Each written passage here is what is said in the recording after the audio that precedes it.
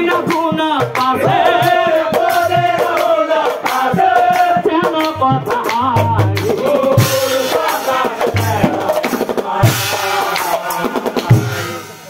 এদিনাখন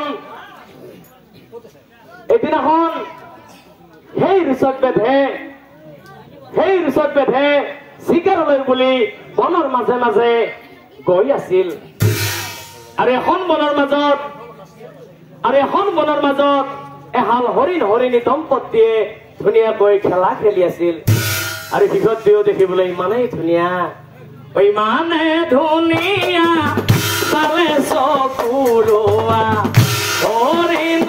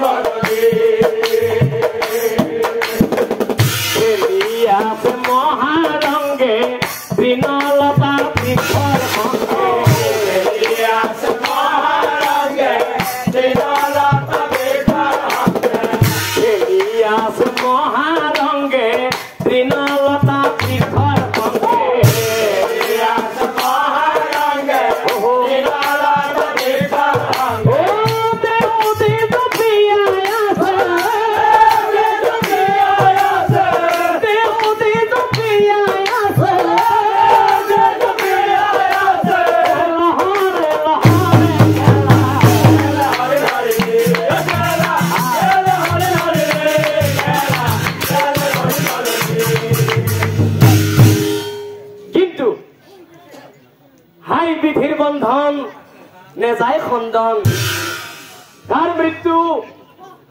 কাৰ মৃত্যু কেতিয়া আহে কোনেও নাজানে মৃত্যু যেতিয়া আহে কোনে জানে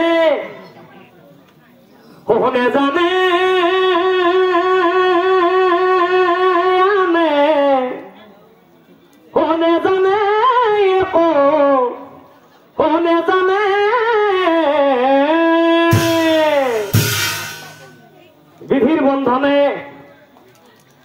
যিখন বনত সেই হৰিণীয়ে নিৰ্ভয়ে খেলা খেলি আছিল সেই দিনাখন সেই বাটে দিয়ে সেই ৰিচত বেধে সেই বনে যায় ৰুচ অৰণ্যলৈ যায় ৰুচ মৃগয়ালৈ যায়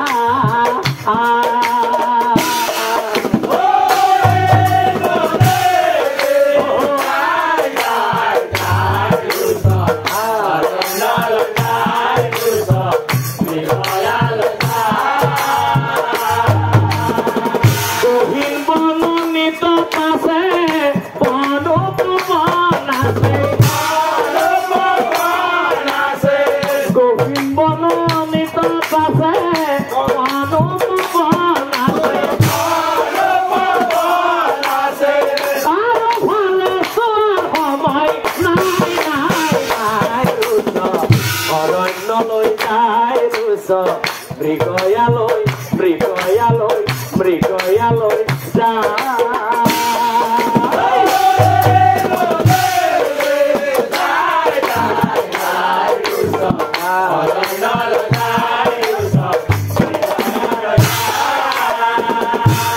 এই ভাল কৰি বেট বাঢ়ি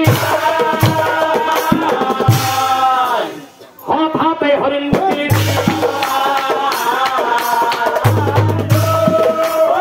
হঠাতে হৰিণ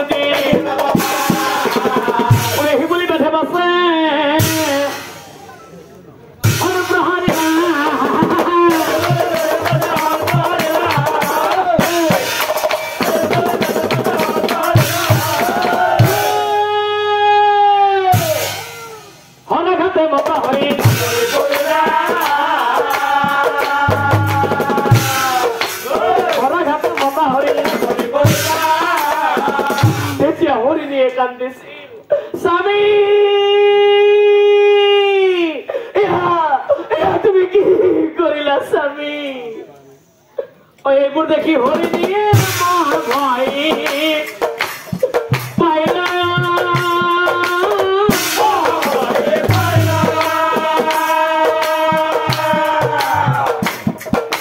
স্বামী স্বামী বলি তার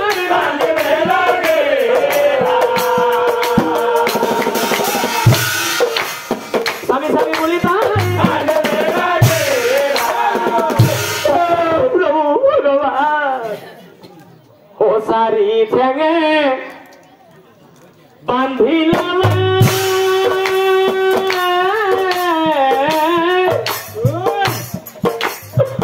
নিদারুণ সাগে ধর লাগি সায়াসে মাইকি হরিন্দ্র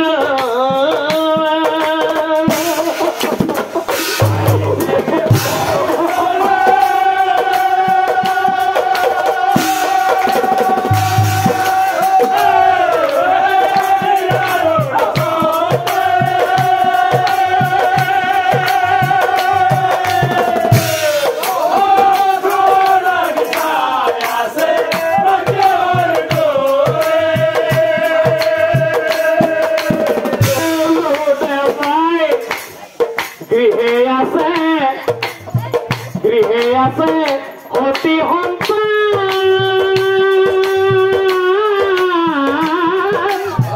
অনাহার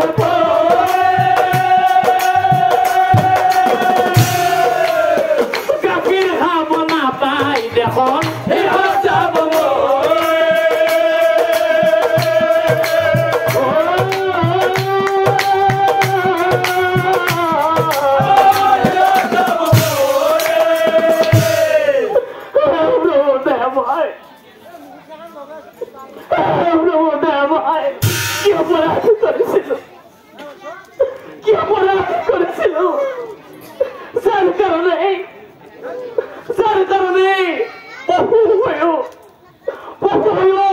জীৱ শ্ৰেষ্ঠ মানৱৰ হাতত এনেকুৱা অত্যাচাৰ কি নিষ্ঠুৰ মানৱ জাতি চকুৰ আগতে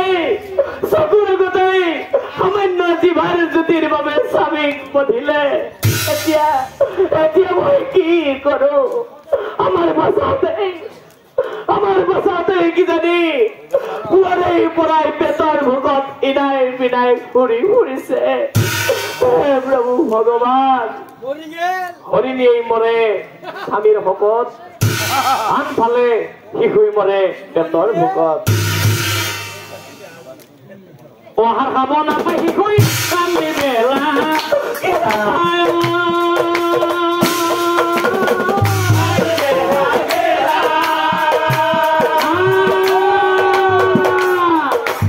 আই পিতা বুলি পহুই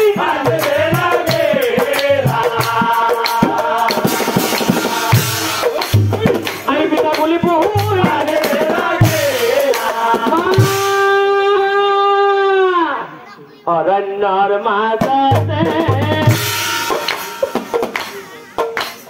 কান্দে হরিণ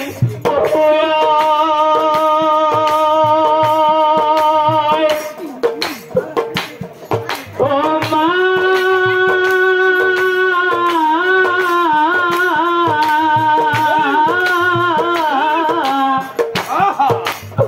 যাওয়াজি জমনে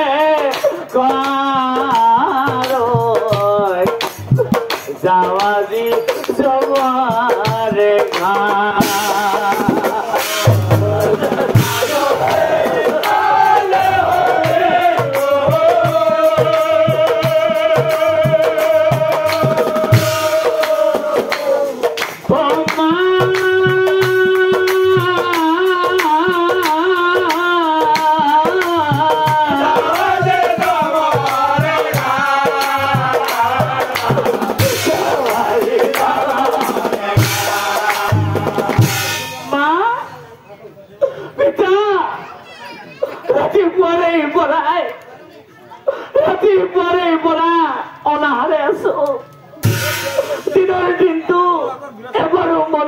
নাই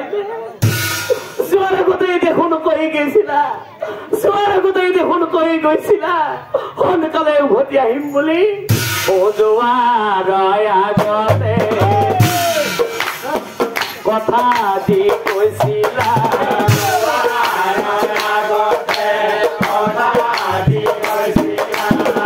সোনকালে উভতিম বুলি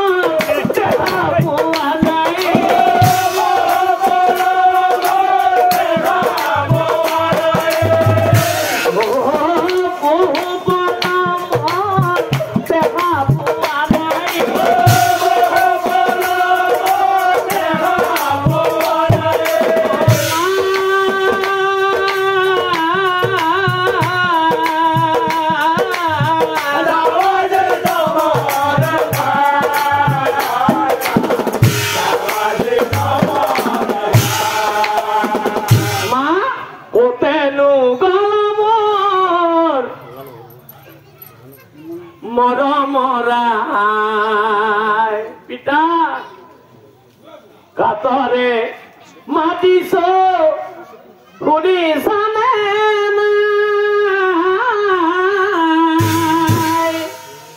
হাৰান ফালে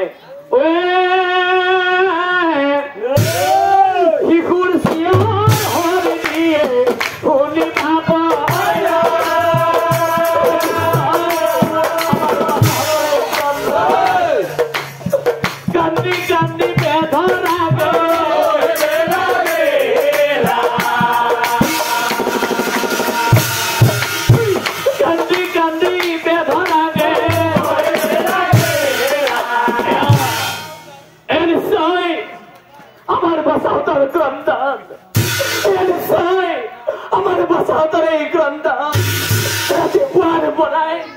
ৰাতিপুৱাৰ পৰা আমাক দেখা নাপায় পেটৰ মুখত ইনাই বিনাই ঘূৰি ফুৰিছে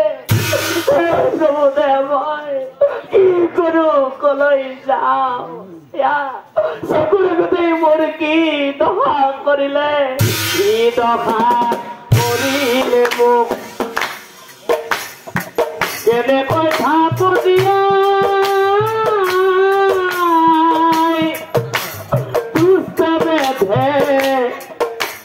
চকুৰ আগত স্বামী কৰিলে বৰ স্বামী মোৰ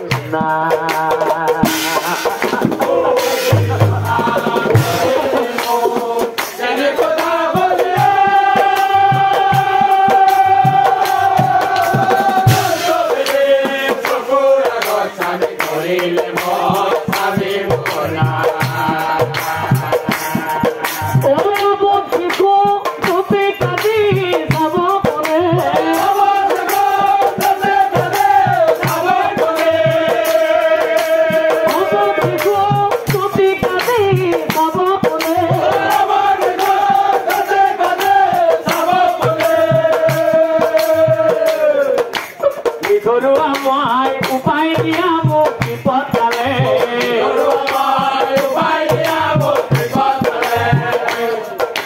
স্বামীৰ হোকে তাপে দহিছো মই ৰক্ষা কৰা দয়াৰ সাগৰ তুমি প্ৰভু দয়াময় স্বামী মোৰ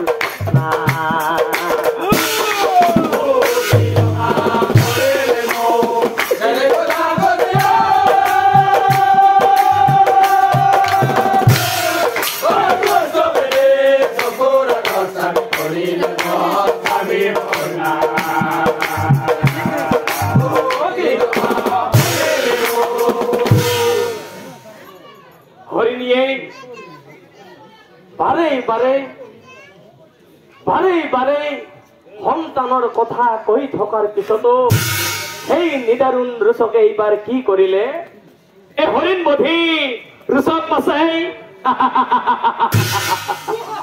খান্ত নাথাকিয়া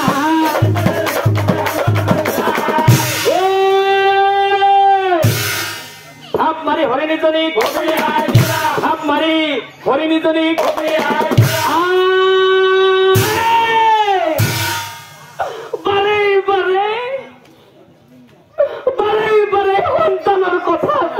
থকাৰ পিছতো বাৰে সন্তানৰ কথা কোৱাৰ পিছতো তোৰ অকণো বেয়া নালাগিল। সামান্য জিভাৰ জ্যোতিৰ বাবে শিৱশ্ৰেষ্ঠ মানৱ হৈ আমাক হত্যা কৰিলি। কিয় আমাৰ নিচিনাকৈ তোৰ গৃহত জানো সতী সন্তান নাই? সিহঁতলৈ জানো তোৰ মনত পৰা নাই?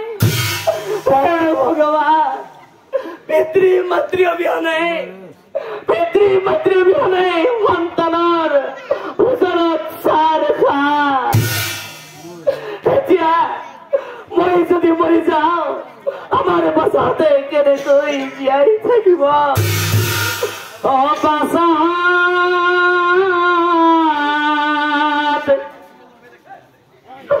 আজি মই নাথাকো জীয়াই নিদাৰুণ ৰোষাকে তহঁতক ঘাট মাউৰা কৰিলে। এতিয়া কি কৰ উপায়? কান্দি নাথাকিবি, কলৈকো নাযাবি, মিলি জুলি থাকিবি সদায়।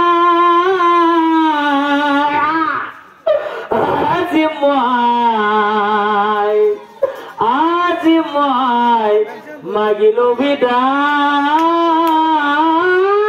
আজি মই মাগিলো বিদায়।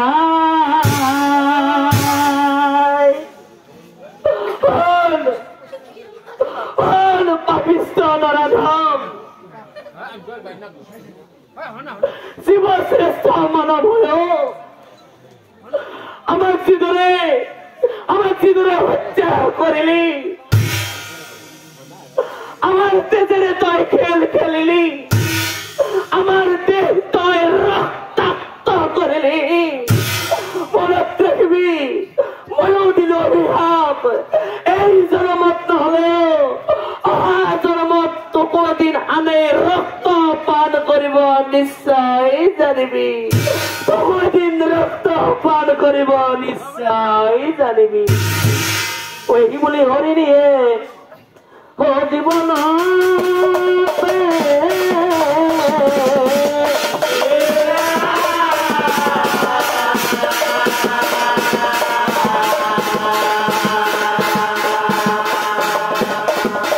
অভিহন্ত দুখনৰ কথা অহনা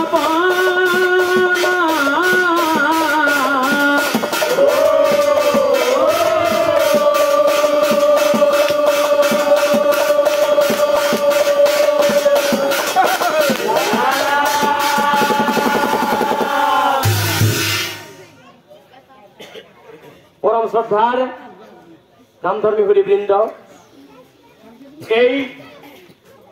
এই কাহিনীটোৰ দ্বাৰা আমি এটা কথা গম পালো। দুখন পূৰ্ব জন্মত এজন বেদ আছিল আৰু যাৰ নাম আছিল ঋষভ। আৰু পূৰ্ব জন্মৰ পাপৰ ফলতেই দুখনৰ ভীমসেনৰ হাতত ৰক্তপান হৈছিল। ঠিক তেনেদৰে আজিৰ সমাজতো কিছুমান মানৱৰূপী দুষ্ট দানৱ আছে, যিয়ে পাপ পুণ্যৰ কথা বিচাৰ নকৰি নিজৰ বল পৰাক্ৰমেৰে দুৰ্বলীক অত্যাচাৰ কৰে, প্ৰতাৰিত কৰে।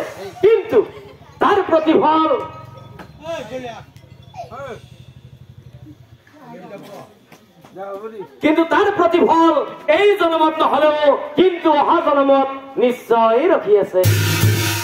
হে পৰম শ্ৰদ্ধাৰ বাপ বান্ধৱ, বল থাকিলেই বুলি দুৰ্বলীক প্ৰতাৰিত নকৰিবা, বল থাকিলেই বুলি দুৰ্বলীক অত্যাচাৰ নকৰিবা, নহলে দুঃশাসনৰ দৰে হ'ব এদিন নিশ্চয় জানিবা, দুঃশাসনৰ দৰে হ'ব এদিন নিশ্চয় জানিবা। এই পৰম শ্ৰদ্ধাৰ নাম ধৰ্মী সুধীবৃন্দ, এই কাহিনী ভাগ এইবেলি গাম বুলি আমি নতুনকৈ চেংনৈ আঞ্চলিক নাগাৰ নাম দলে লৈছিলো নাজানো কেনেকুৱা হ'ব এই নামটি অভিযোজনা কৰি কাহিনী ভাগ আমাৰ হাতত তুলি দিছিল অসমৰে এজন স্বনামধন্য নাগাৰ নামৰ লিখক নলবাৰীৰ বগল চকৰ বুদ্ৰুকুচি গাঁৱৰ মাননীয় শ্ৰীযুত ৰঞ্জিত ডেকা ডাঙৰীয়া দেৱ আৰু নামটি পৰিচালনা সুৰ সংযোগ শব্দ সংযোজনেৰে আপোনালোকৰ মাজত মন পৰহা কৰি দিছিল মোৰ মামা মাননীয় শ্ৰীযুত ধন কলিতা এই পবিত্ৰ স্থলীৰ পৰা দুজনা শিল্পীলৈ শ্ৰদ্ধা জনাইছো আৰু লগতে ৰাইজসকল এই কাহিনীটোৱে আৰু এটা কথা শিকাই গ'ল যে জীৱৰ মৰণ দেহা গলে পচি